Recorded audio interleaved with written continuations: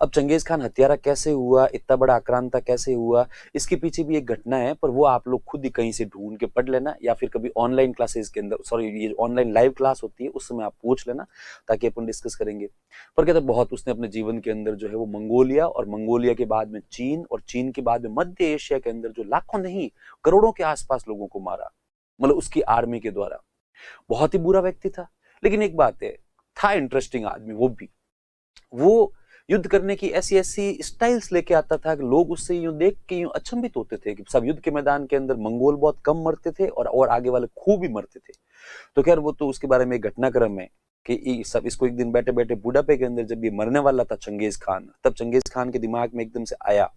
थोड़ा सा बैकग्राउंड मैं आपको बता दूंगा। एक्चुअली चंगेज खान के पिता की, चंगेज खान के परिवार की भी हत्या किसी एक व्यक्ति ने करी थी।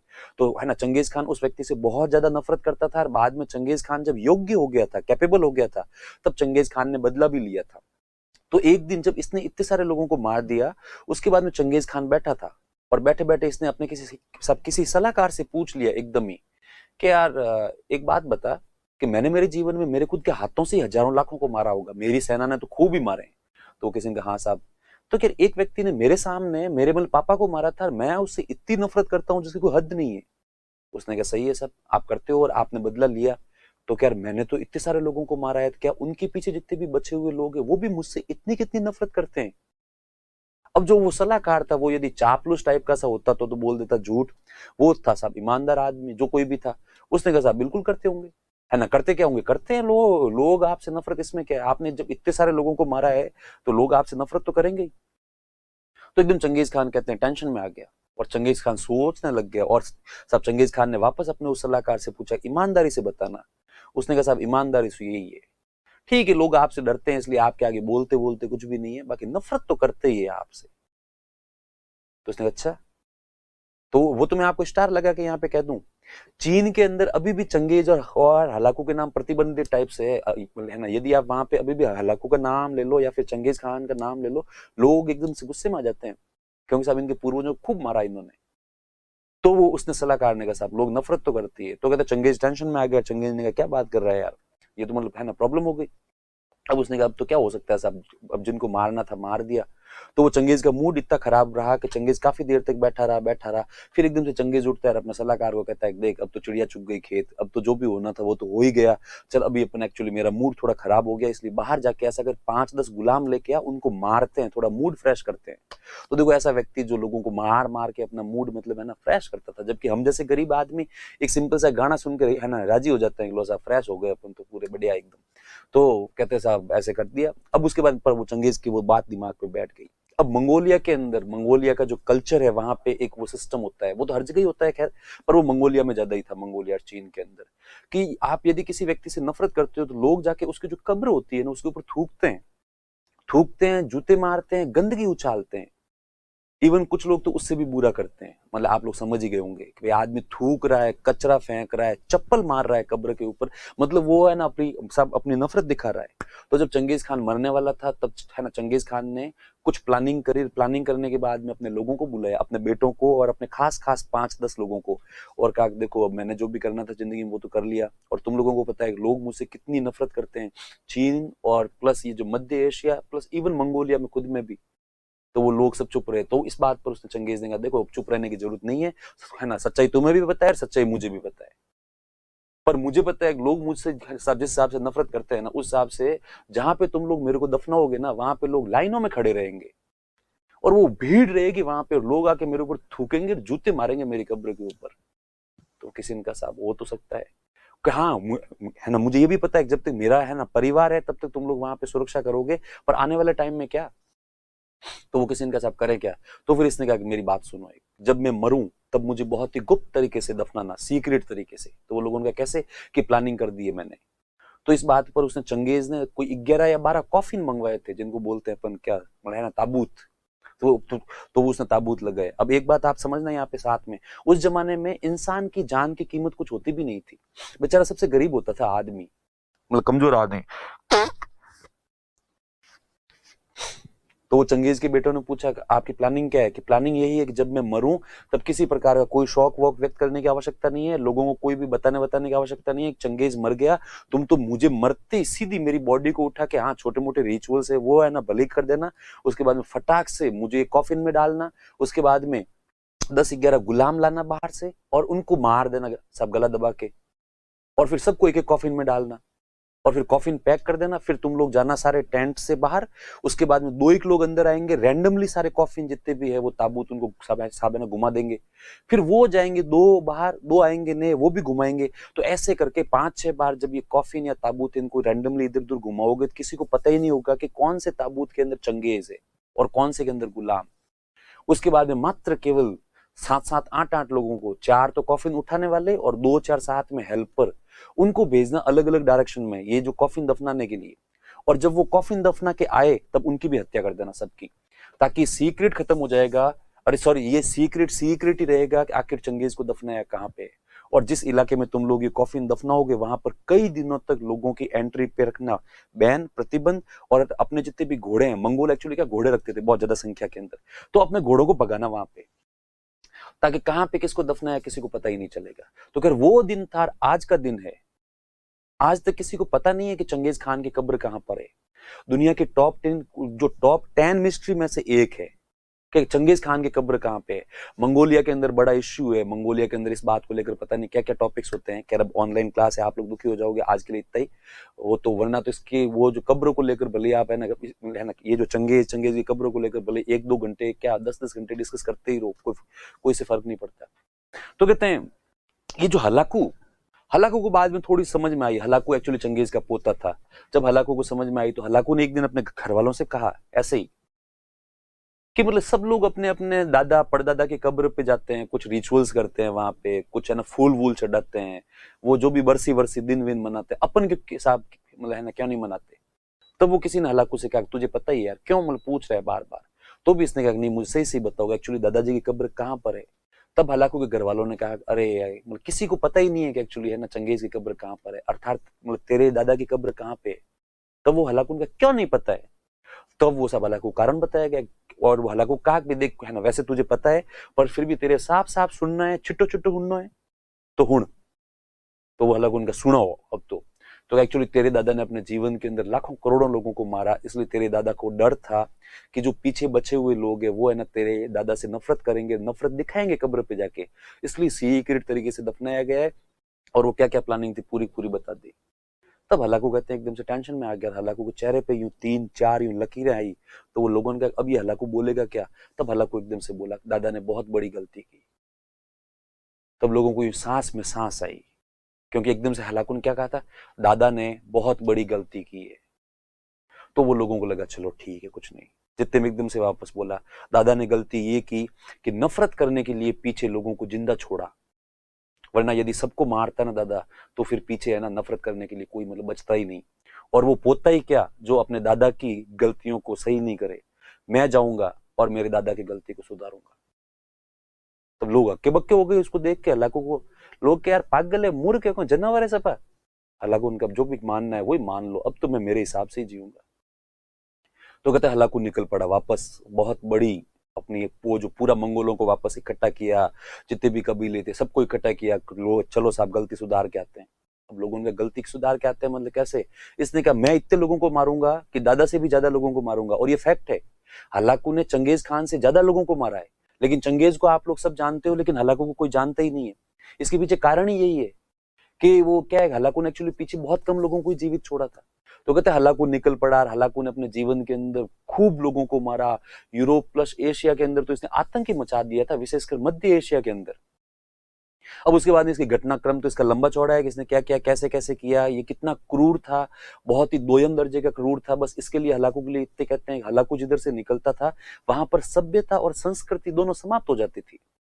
आप जिस इलाके में रहते हो ना वहां पे एक संस्कृति होती है, एक आपका खुद का खान पान होता है, कपड़े होते हैं, बोलचाल होती है। लेकिन हलाकू उधर से निकला मतलब सब कुछ समाप्त कर दिया, तो मतलब अब पीछे कोई बचा ही नहीं। तो अब उसको वो जो आपका खान पान, आपका जो आपकी भाषा है, आपका पहनावा है, उसको कौन कंटिन्यू करेगा आगे। इसलिए बस हलाकू के बारे में इतने से ही समझ लो आप कि जिधर से हलाकू निकलता था वहां पर सभ्यता और संस्कृति दोनों समाप्त हो जाती थी, विशेषकर संस्कृति। मतलब कल्चर तो पूरा ही खत्म। अब उसके बाद में ये जो खलीफा था, अब्बासी खलीफा अपने आप को बहुत ज्यादा पावरफुल मानता था, और पावरफुल था भी सही, क्योंकि इस्लाम का स्वर्ण काल है, और ये संपूर्ण इस्लाम सब है ना, जितने भी शासक है उनका सबका सर्वे सर्वा नेता है। अब उसके बाद इसमें भी एक इंसिडेंट है, कहानी है, उसको तो मैं ना थोड़ा मतलब एक बार स्किप करता हूँ, कि किसी बात को लेकर हलाकू और अब्बासी खलीफा के बीच में बात ठन गई, कोई इसके हलाकू के भाई को लेकर। तब हलाकू ने एक सिंपल सा मैसेज भेजा खलीफा के पास में और कहा कि मेरे मामले में इंटरफेयर मत कर।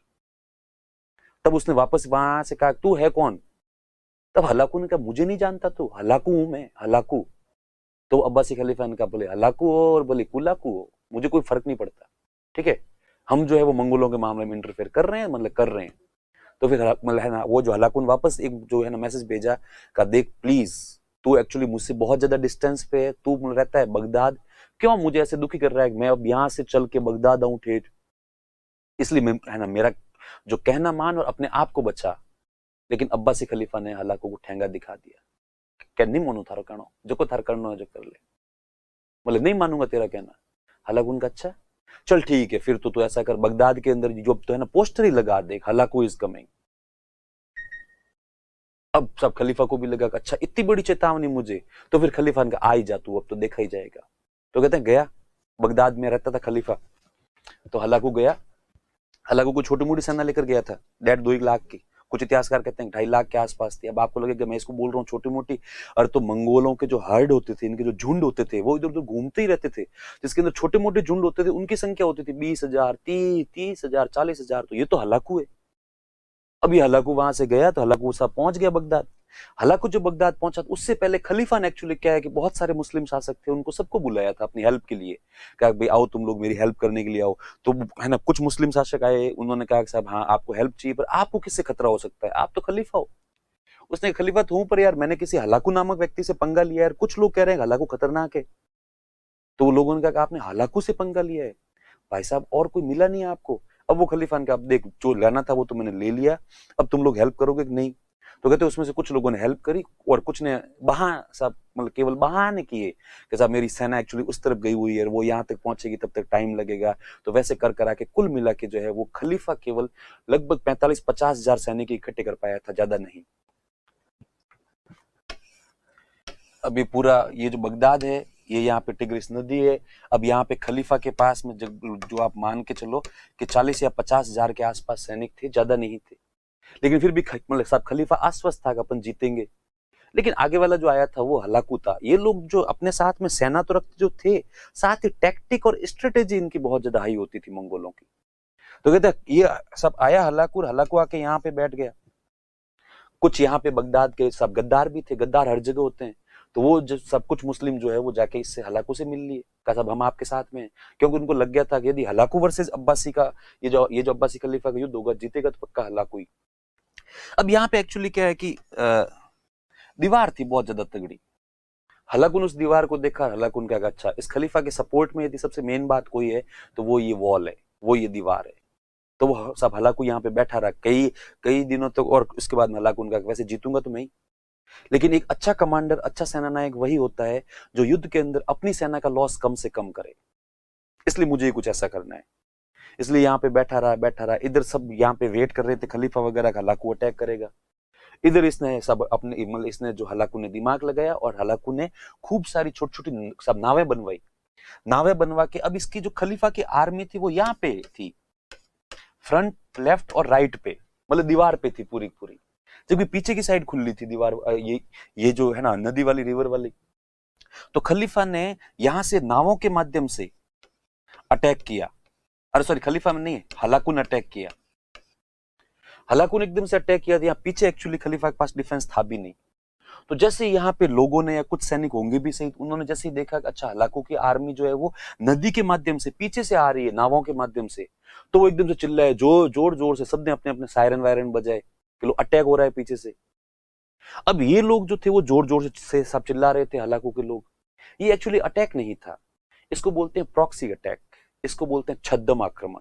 मतलब आक्रमण नहीं करना, आक्रमण करने का दिखावा करना केवल। तो ये केवल आक्रमण करने का दिखावा था। इधर इस आर्मी के अंदर कोऑर्डिनेशन था नहीं बिल्कुल। जैसे इन लोगों ने सायरन वायरन सुने, तो ये सारे के सारे भागे, इनको सबको लगा कि भाई हमारी रेस्पॉन्सिबिलिटी है पीछे से बचना, तो ये सारे के सारे इस तरफ आके खड़े हो गए। सारे के सारे मतलब मैक्सिमम लोग, कुछ लोग रहे दीवारों के ऊपर भी। अब ये लोग यहाँ पे फॉर्मेशन बना के खड़े, भाई अभी आएगी आर्मी, अपन इनसे युद्ध करेंगे।